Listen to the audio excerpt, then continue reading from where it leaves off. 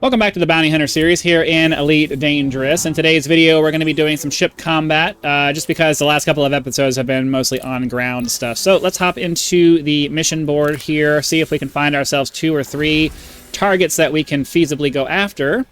I think that this guy here is probably good. If it doesn't have a skull next to it, it means it's probably right there at the level 7 or so, 6 or 7 difficulty, which should be pretty feasible for us. So we'll take that, and then we'll go after a nice easy yellow guy, just because why not? And then I think I don't want to go after a bunch of different pirates. We need to go after single target guys. I think that might be all we have access to, because it looks like everything else is either groups of pirates or no, assassinate known pirate. Let's go after, I'll do 2 yellows and a red. I think that probably takes a, well, I don't know. Let's go after that. We'll do 2 reds and a yellow, because it's more money. Or it's more money, it's more reward. What am I getting here? New assignments from Denton Petraeus. Okay, cool. So we need to go to whatever the first of the systems here are. Get off the station and head off to do our fighting. Yay! So we'll get out of here as quick as we can, and then I'll bring you back. I'll bring you guys back for when we actually start the fighting. Landing gear retracted. Ship release. Engines engaged. I was gonna say I'll bring you back, but I actually can't press my pause button right now for specific reasons. So never mind. We'll just do this episode in real time. If it ends up being overly long and people don't want to watch, then it is what it is. I mean, you know, I'm in the middle of watching something and I don't want to close it and then have to come back to it and find where I was. And if I press the pause button, which is also my button that switches to my pausing for anything, it's just a whole thing. So I just don't want to deal with it. Yeah, you know, whatever. I firmly believe, here's the thing, I firmly believe that we all watch things because, we all watch videos because of the people, not necessarily. Oh, we gotta go to the nav beacon, that's right.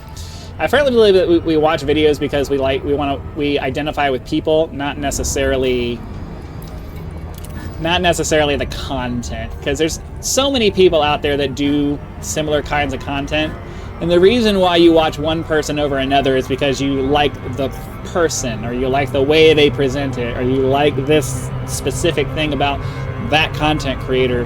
And I think it's one of the things that makes like gaming content kind of difficult. It's because there's what am I trying to say? The thing that makes gaming content more difficult than maybe some other genres is the fact that, you know, you have people. Wait, what am I looking for here? I'm looking for that. There we go. You're automatically reducing the number of people who are going to be interested in what you're doing, because people are going to see the game first rather than who you are as a person. So you're automatically filtering yourself down by game first. You know, that's a problem. But then also just the fact that, you know, there's only so many people who are going to be interested in the game that you're playing, and then there's only going to be so many people out of those people who choose to go after that are going to be interested in. Hold on, I think I'm under attack here. This might be our guy. There's only going to be so many people out of that group of people who are. Oops. Impulse attack. Trajectory disruption.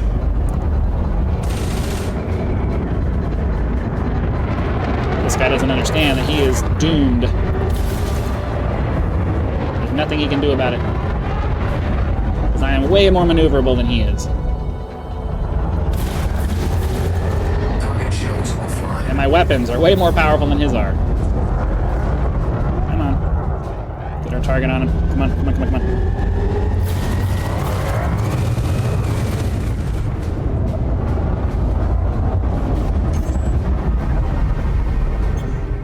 Very little he can do about this situation. I'm faster and more maneuverable, and my weapons are stronger.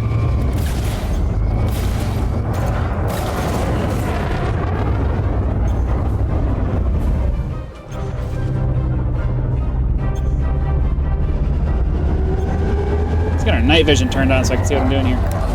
Anyways, you know, choosing to do content creation in the gaming sphere is, by its very nature, just much harder. Simply because, you know, you're filtering, you're limiting your audience by your not just by the genre that you're doing, but also by the specific game that you're doing. And then you're also, so we already got him. You're also further niching yourself down by the, you know, the fact that some people are going to be interested in you as a person and other people just aren't. So it's just kind of the way that goes.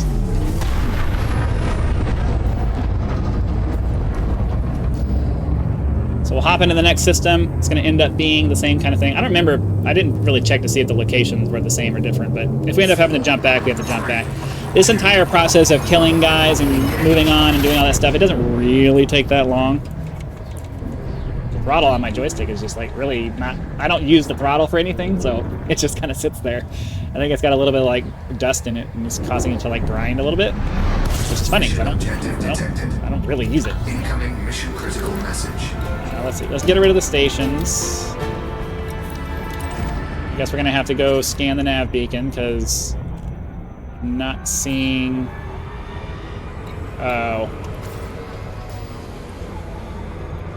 It says find contact. Well done. Our reports confirm that... Okay, that's fine. We aren't reassigning the target in this system. Tip off the one of the agents in the Terminus system. Okay. Is this going to take us to the Terminus system? I really hate these ones where they have like the extra little diversion. And I'll explain why. I actually like the idea behind what they're trying to do with that.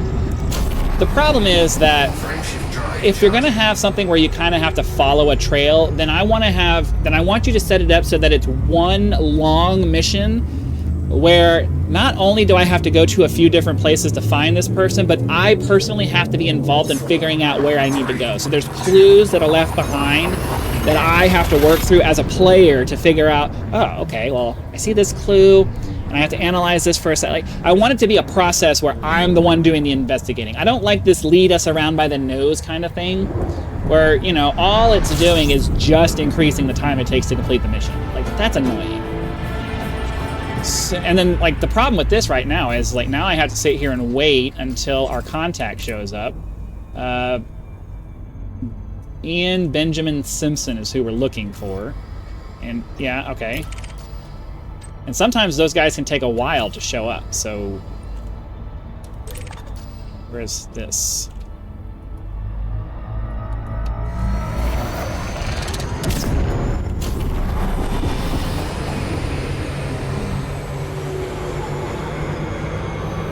Warning, temperature critical. Hub integrity compromised. Oops. I didn't really mean to do that. Is he here? No, I don't think so. And now I gotta wait for this to come back. That's annoying. I forgot to put the Super Cruise assist on, so that ended up kind of screwing me over. I wonder why I'm wanted here. I need to talk to the Interstellar Factor and get whatever this is off of me. Well, this guy... Oh, I see somebody here behind us. Or there was.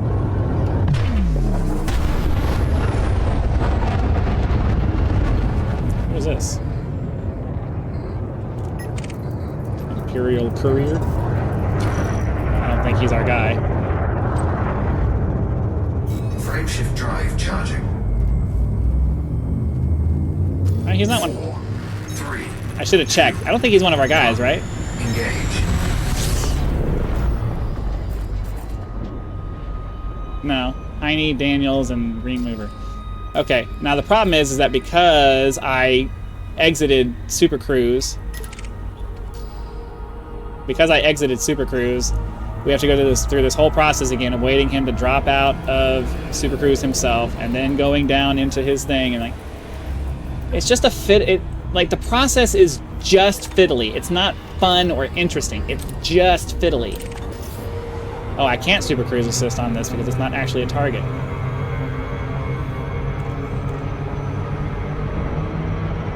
How do I...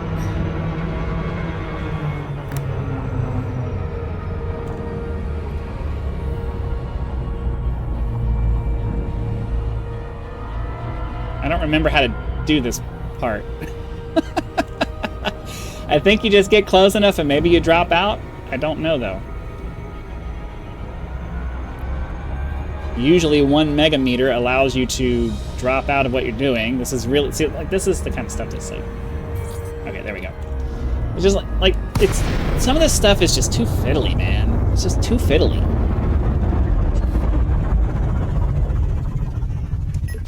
And the only reason we're here is to talk to this guy so he can tell us to go to another system to actually go find the guy we're trying to find. So it's like, you know, come on.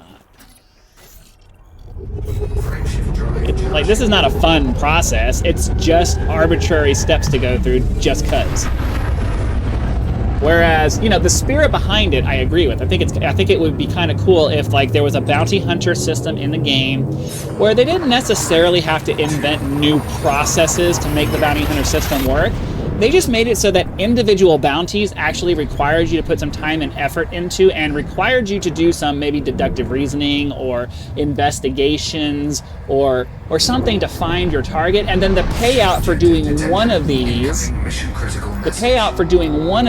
would be, you know, I don't really know what I'm looking for right now. The payout for doing one of them would be worth the time you're putting into it to figure it all out. You know what I mean? Like, I think that, and that really wouldn't require too much in the way of, like, programming things into the game. You would just have to come up with a clever way of using the existing mission and NPC infrastructure to program in a series of steps that are similar to the way like a choose your own adventure book kind of works, where you go and you talk to an NPC and he has a couple of options that you can discuss with him, and depending on what you ask and how you ask it, maybe you get some information out of him, right?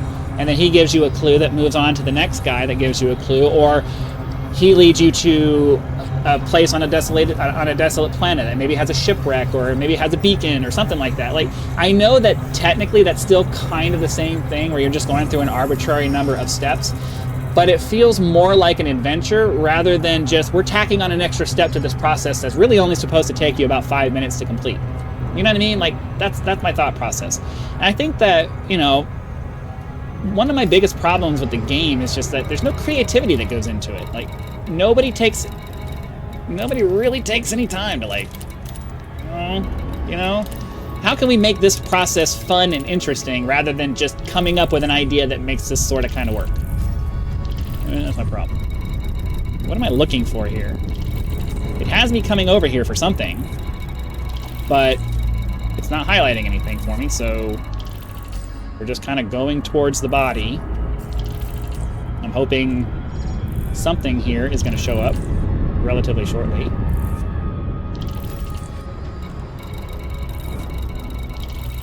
Yeah, I'm not seeing anything showing up here. It says we're supposed to be here. But sometimes they show up like right next to a body.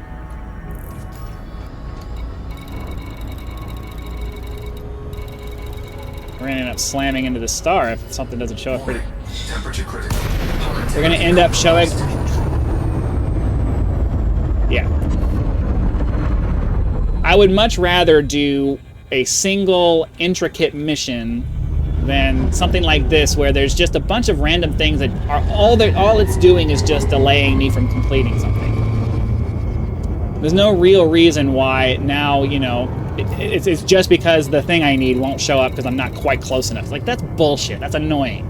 There's no reason for it. It's just irritation. This is why I quickly run out of steam with this game, because it's just like I come back because I want the ambiance of it, but then you remember that, oh yeah, there's not really anything to do here. Okay, or he'll just show up and be able to do that.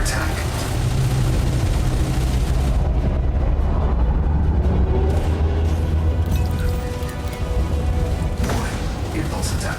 Trajectory disruption.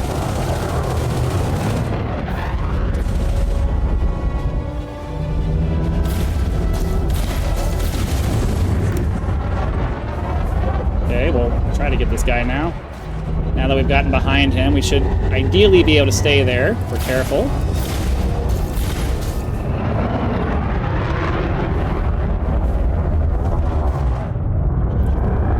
We're gonna have to start taking missions against weaker enemies, just because, you know, while these guys are technically dangerous, if you're a halfway decent pilot, they can't really do anything against you. Frameshift drive charging.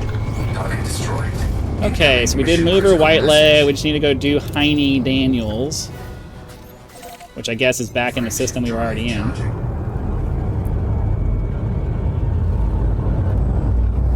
And away we go. All right, so yeah, 15 minutes of real-time work. We've already done two. We've already done 2 of the missions that we need to do.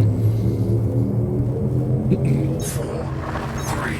It's another reason why it's like I don't necessarily need to cut the video, because it's not like this is going to be that long with just 3 missions anyway. So it is what it is. But yeah, I would love it. I think I would have.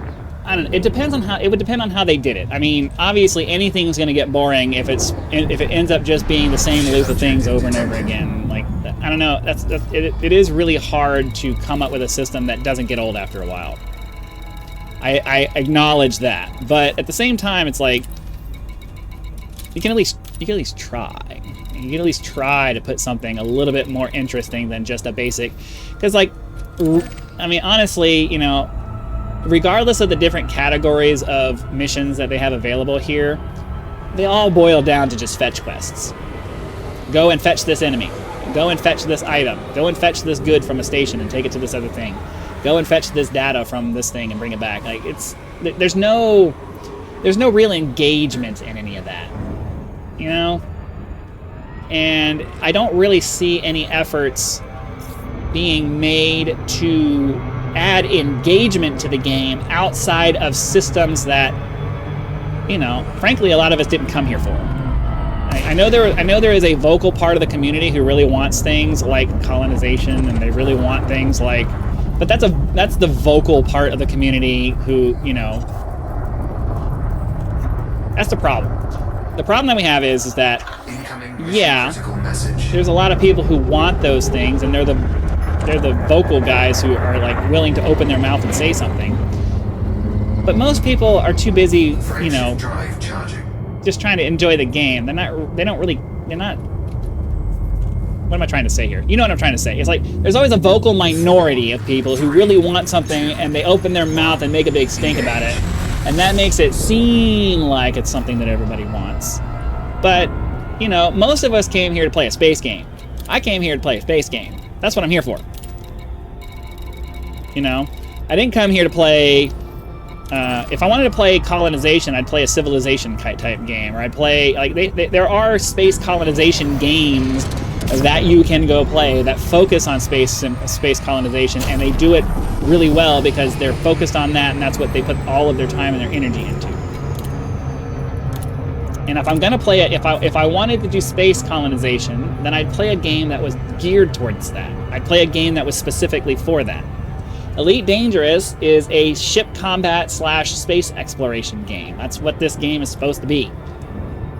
And it kind of irritates me that all this attention is being put on these other things that, I have to imagine that most of the community doesn't really care about. Yeah, they participate in it because it's there, but I don't think most people were clamoring for colonization. The hardcore players, like the super crazy elite players, like the super crazy, the guys who spend their life on this stuff, those guys maybe. But casual players, I guarantee you, were not clamoring for space colonization. They don't care about that. They want to hop in, they want to play their game for a couple of hours and then be done for the day, and they're not gonna invest the kind of time required to go do space colonization. I don't know. I really don't think the numbers were there to justify the resources that are being spent on space colonization. And then obviously, I said A, and the B part of that is, well, you know, they typically don't do a good job of implementing things like that. They just don't. They try to come up with these new systems, but they always end up having some kind of half-baked, half-ass, you know, implementation of it. And then, you know, this is what we get. Because you've seen the problems that the colonization system has had since it came into existence, right? That's pretty common. All right, so here we go. Let's get our weapons up. Target Oh, that was quick. Incoming mission critical message. Okay, well, let's head back to our station to get the stuff turned in. So, I don't know. It's hard because I'm not the kind of person who gets super obsessive over any one specific game. I get bored with games pretty quickly. And even though I've been playing Elite Dangerous for quite a while now, I'm not so married to it that I won't point out the problems that it has. And I won't get so married to it that I won't complain about the things that I wish that it would do versus the things that the developers decide to focus on. And I know that there are people out there who think that because they want something that everybody wants it, and they don't understand that in reality, you're the minority, dude. Like, the super casual players who are playing games like this are the majority. They just are. Like, we know this to be true. Most people don't have the time or interest to invest the kind of time that the highly vocal players do. But the highly vocal players assume that because they're passionate about the game, they're the majority. And it's like, no, people like me are the majority. It just is. Because if you're going to go based off of statistics and numbers, you know, most people aren't going to be super highly involved in any one specific thing. You know, they have one thing that they care about, and most likely it's not Elite Dangerous. Elite Dangerous is just something that they do because they think space games are fun. So, sorry to tell you, but if you are a hardcore Elite player, you are not the majority of the player base here. You're just not. The whole point of you being hardcore makes you in the minority. And if we're looking at a system, if we're looking at a game where, you know, they're trying to make money, well, they need to cater to the people who are giving them the money. Now, I will accede to the idea that, you know, hardcore players are more likely to spend more money per unit of person. Agreed. I would be interested to know just how much of that is, I would be interested to know just what percentage of their income comes from high rollers or people who put a lot of money into it. I'd be interested to know those numbers. Anyways, that's going to be it for today's episode. Hopefully you guys had lots of fun. Be sure to click the like button, subscribe to help us reach 10,000 subscribers. Join as a member for early access to videos, among other perks, or you can just leave YouTube's version of a tip with the thanks button. I also have PayPal and Patreon links for those of you who prefer to go that route, because some people do like to go outside of YouTube to help out with channels. So that option is there for your convenience. So again, thank you very much for watching this video. Be sure to come back for our next game, next video, you know, whatever that might be, and I'll see you then.